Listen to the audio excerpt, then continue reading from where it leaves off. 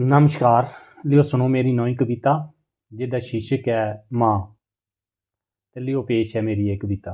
बिने बोले जड़ी समझी लिंदी भुखे की जड़ी रुट्टी दिंदी। बिने बोले जड़ी समझी लिंदी भुखे की जड़ी रुट्टी दिंदी। सारें खुलाइयै जड़ी अप्पू खा वो हुंदी इरखी मूरत मां। वो हुंदी इरखी मूरत मां। जम्मी सारें संसार दस्सै आत्मा ओदी गिल्लू च बस्सै।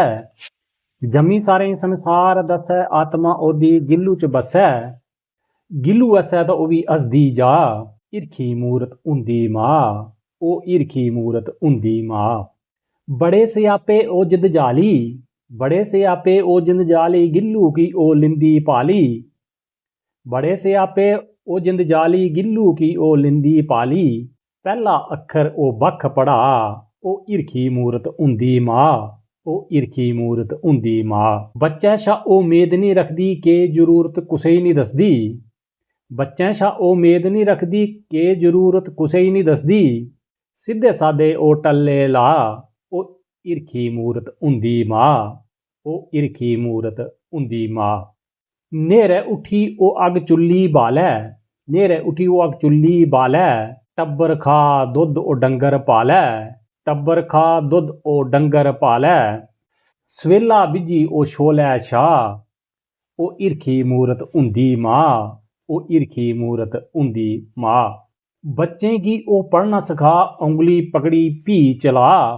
बच्चें गी ओह् पढ़ना सखा उंगली पकड़ी भी चला। भुल्ले की जड़ी दसदी राह।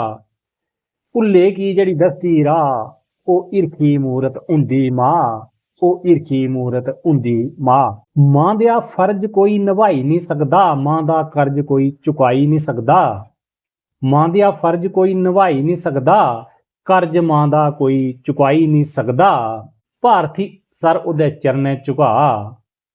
ओह् हिरखी मूरत हुंदी मां। ओह् हिरखी मूरत हुंदी मां। बिना बोले जड़ी समझी लिंदी भुखे की जड़ी रुट्टी दिंदी। सबनी खलाई भी अप्पू खा। ओह् हिरखी मूरत हुंदी मां। ओह् हिरखी मूरत हुंदी मां। ते जेकर तुसें गी कविता शैल लग्गे तां लाइक शेयर ते कमेंट जरूर करेओ। ते मेरे चैनल डुग्गर दी धरती गी भी सबसक्राइब करेओ ते घैंटी दे बटन गी दबाना नहीं भुल्लेओ। जय हिंद, जय डुग्गर, जय मां डोगरी।